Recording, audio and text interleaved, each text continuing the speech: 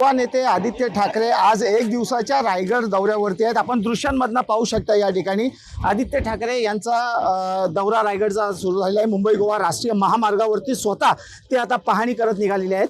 खारपाड्यानंतर वाशी नाक्यावरती त्यांचं शिवसेनेतर्फे स्वागत करण्यात आलं। त्यानंतर डोलवी या ठिकाणी काही ग्रामस्थांनी रस्त्याबाबत असलेले प्रश्न हे त्यांच्यासमोर मांडले। आता सध्या जर आपण पाहिलं तर नागोठणेचा जो फ्लाय पूर्णपणे वाहतुकीसाठी बंद करण्यात आलेला आहे, तो त्याची पाहणी आता त्यांच्या माध्यमातून या ठिकाणी होताना दिसते।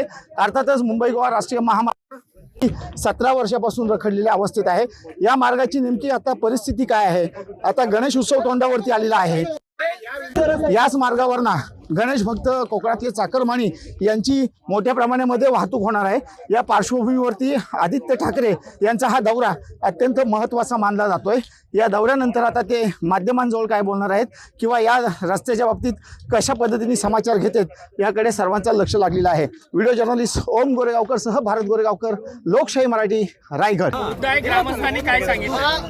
हा पूल आता बांधलेला आहे, स्पेस टेक्नॉलॉजीने हा पूल बांधलेला आहे आणि काही दिवसापूर्वी ह्याचं उद्घाटन झालं। स्थानिक लोकांनी काही इथे गडबड आहे, थोडी फट होते, बाजूची जी भिंत आहे ती देखील तेवढी काही चांगली वाटत नाही असं सांगितल्यानंतर NHAIच्या स्वतःच्या लोकांनी परत ऑडिट केला आणि परत हा पूल आता बंद झालेला आहे। हे मुंबई गोवा महामार्गावर आहे, नॅशनल हायवे अथॉरिटीचं काम आहे आणि आपण पाहतोय की ठिकठिकाणी असेच रस्ते अनेक ठिकाणी काही ठिकाणी आपण पाहतोय खड्डे झालेले आहेत। मग असं टनल पाहिलं आपण, त्या टनलमध्ये पाणी मासे यायला लागलेले आहे आणि कुठे अतिशयोक्ती करत नाही, मासे देखील आपल्याला दिसले। आणि आता हा पूल किती दिवसापूर्वी उद्घाटन झाल्याचं? 8 दिवस झालं उद्घाटन झालं, 8 दिवसांनी पूर्ण बंद केलं। ऐकलत? ही हालत आहे मुंबई गोवा महामार्गाची। गेले 10 वर्ष आम्ही ऐकतो की प्रत्येक गणपतीच्या आधी हा आता रस्ता होणार होणार होणार। काही ठराविक मंत्री येतात, पाणी करतात, मग PWD वाले येतात, NHAI वाले येतात, डागडुजी करतात आणि रस्ता हा असाच राहतो। त्याच्या खालचा जर रस्ता पाहिला तर तेवढाच भयानक आहे। आणि ज्या पुलावर आपण आता उभे आहोत तिथे थोडं पलीकडे पालकमंत्री झालेत म्हणून चांगले फटाफट बॅनर लागले। बॅनरची क्वालिटी A1, रस्त्याची क्वालिटी स्पेस टेक्नॉलॉजी। तुम्ही एक दुबईचा उल्लेख केला। थोड्या दिवसापूर्वी दुबईच्या राजांनी मंत्री महोदयांना तिथे बोलवले दुबईचे रस्ते बनवायला असं ऐकलं आम्ही।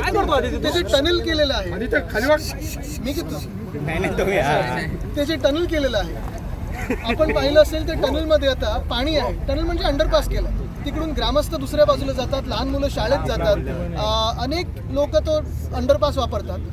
गुडघ्यापर्यंत पाणी होतं, तुम्ही आम्ही दोघांनी पाहिलं आणि ते मासे दिसतात त्या अंडरपासमध्ये। बघा काय जबरदस्त क्वालिटीचे, तसे क्वालिटीचे रस्ते कधी बनणार? रस्त्याचं काम अपूर्ण आहे, टोल बसवलेला आहे, त्यांना मिळालंय पण आता त्यांची हवाच काढली गेली कारण 30% निधी आता पालकमंत्र्यांच्या अखत्यारीत। त्यांच्यात हवा कधीच नव्हती, पण म्हणजे कुठून यायची ते तुम्हाला माहिती।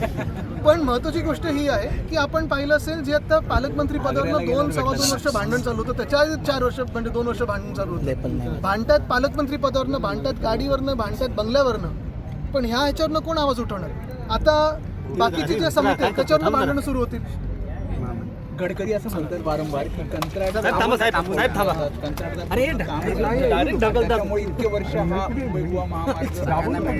कंत्राटदार पळून जात असतील तर मग तुमच्या खात्याचा काय उपयोग आहे?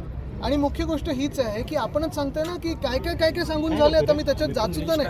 पण दुबईच्या राजांनी जर आज हे फुटेज बघितलं तर काय होईल माहिती नाही, पण स्पेस टेक्नॉलॉजी वापरली एवढे। RTOचा एक गुप्त बैठकीचा व्हिडिओ व्हायरल होतो नागपूरमधला, वसुलीचा हा सगळा प्रकार RTO कार्यालय। मला वाटतं आता त्याच्यावर मुख्यमंत्री बोलतीलच काही।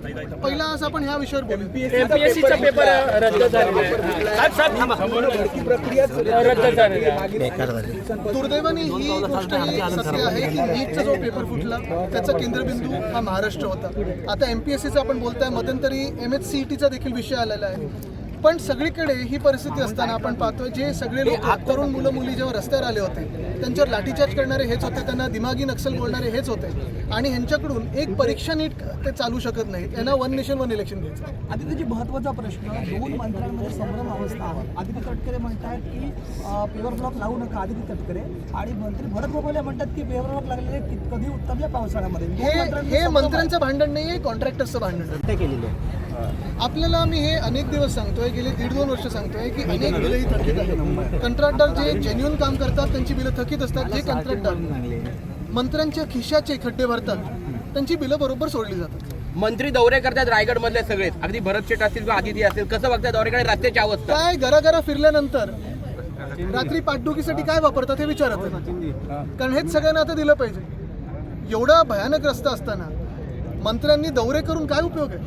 बाहेर तरी बघा काय चाललंय रस्त्यावरती खड्डे. लोकशाही मराठी ऐका, पहा, जागरूक रहा.